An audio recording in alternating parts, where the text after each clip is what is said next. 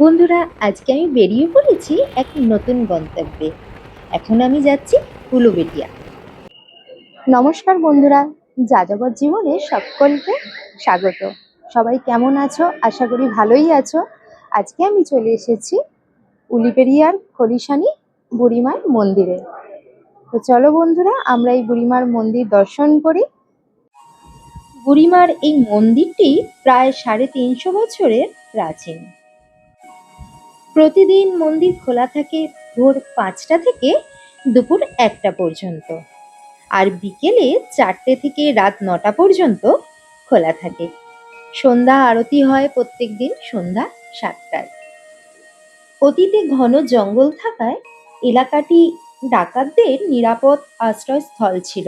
কথিত আছে, খোদ ডাকাতরাও এই বুড়িমার পুজো দিয়ে ডাকাতি করতে যেত। দীপাবলির অমাবস্যার সময় মায়ের জাঁকজমক করে পুজো হয়।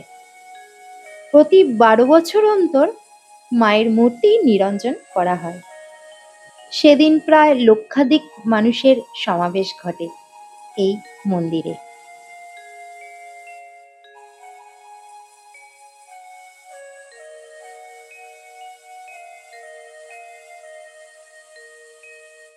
এই পুকুরেই মায়ের মূর্তি নিরঞ্জন করা হয়।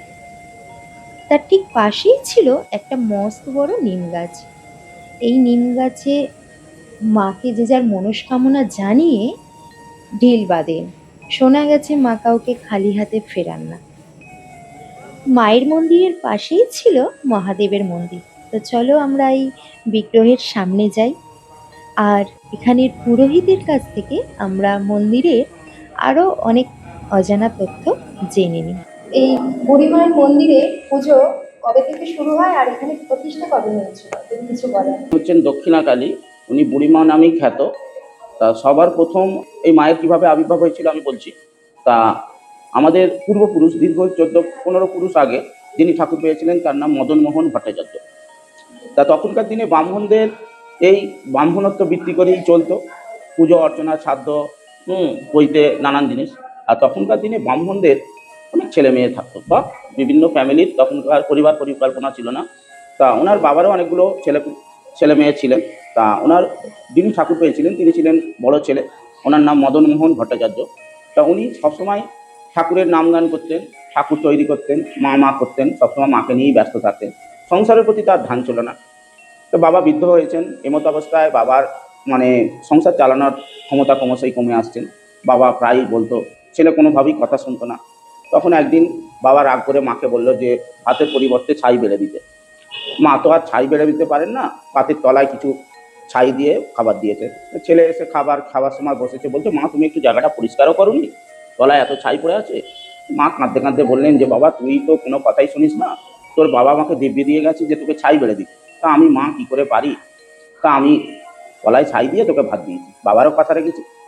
তখন ছেলে আর ভাত খেলো না, কাঁদতে কাঁদতে উঠে চলে গেল। কাঁদতে কাঁদতে বলছে মা আমার যেখানে দু চোখ যায় আমি চলে যাব, আমি তোকে ভালোবাসি, আমি আর কিছু জানি না তুই ছাড়া। তখন মা চলে গেছিলেন সেই জোড়াকলতলায় হাতিদের বাড়ির ওখানে একটা জঙ্গলে বসে কাঁদছেন, মা করছেন, মাকে ডাকছেন। মা দেখা দিয়ে বললে বেটা তোর কোনো চিন্তা নেই, আমি এখানে আবির্ভাব হচ্ছি, যাদের জায়গা আমি তাদের বলছি তোর একটা মন্দির করে দেবে এখানে। তখন তাদের স্বপ্নাদেশ দিতে তারা একটা মন্দির করে দিয়েছিল, মাটির ছিটে বেড়া মন্দির। তা উনি এখান থেকে যাতায়াত করতেন।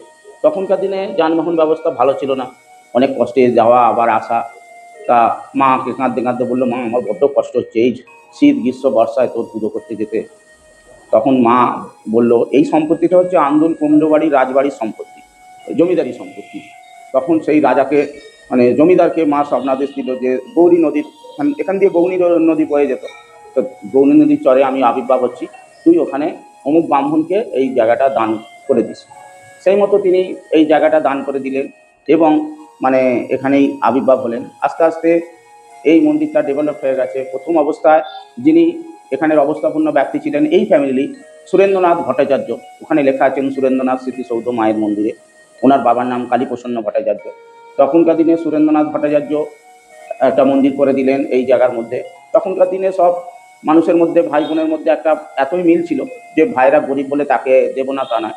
এই এই জায়গাটা ব্রাহ্মণদের নামে জমিদার সেবায়িতদের দানপত্র করে দিলেন এবং সেই থেকে আস্তে আস্তে আস্তে আস্তে মা মানে উন্নতি হতে হতে ক্রমশ এখানে আরও উন্নতি হচ্ছে, এবং এই মায়ের কাছে যে যখন চায় যা কিছু মা সব পূরণ করেন, আজ না হলেও কালকে সে মা সেটা পূরণ করেন। এখানে মানে কার্তিক মাসে যে বাৎসরিক পুজো হয়, খুব জাঁকজমক করে পুজো হয়। এখানে বিভিন্ন যে বড় বড় ক্লাব বা বিভিন্ন প্রতিষ্ঠান থেকে মায়ের কাছে পুজো দিয়ে, যে বিভিন্ন প্রসেসিং করে পুজো দিয়ে তারপরে সেই সেই ফুল নিয়ে তবে পুজোয় বসেন। মাকে ভোগ নিবেদন করা হয়, বলিদান হয়। এই মায়ের পুকুরে স্নান করে মাকে বিভিন্ন জন পুজো দেন। পৌষ পার্বণে মায়ের এখানে ভোগ নিবেদন হয়, মকর সংক্রান্তিতে ভোগ নিবেদন হয়, প্রতি মাসে অমাবস্যার রাত্রিরে মাকে ভোগ নিবেদন করা হয়। বিভিন্ন দূর দূরান্ত থেকে যাত্রীরা আসেন। পাশেই মায়ের বাবার মন্দির প্রতিষ্ঠিত হয়েছে, বাবাও খুব জাঁকজমকপূর্ণ এখানে। আস্তে আস্তে এখানে মানে বিভিন্ন সংস্থা এগিয়ে এসেছেন, এবং মায়ের সহযোগিতায় এখানে অনেক উন্নতি হয়েছে, এবং এখানে যে যা চায় মানত করে তার অভিলাষ পূর্ণ হয়। আমার নাম দিব্যেন্দু ভট্টাচার্য, আমার বাবা স্বর্গীয় যুগল কিশোর ভট্টাচার্য। ১৬ নম্বর জাতীয় সড়কের খলিশানি কালীতলা স্টপেজ থেকে পশ্চিম দিকে কিছুটা এগোলেই চোখে পড়বে বুড়িমার মন্দির। তো বন্ধুরা, আমার আজকের ভিডিওটা তোমাদের কেমন লাগলো অবশ্যই লাইক কমেন্ট করে জানিও। খুব তাড়াতাড়ি দেখা হচ্ছে আমার পরের ভিডিওতে। টাটা।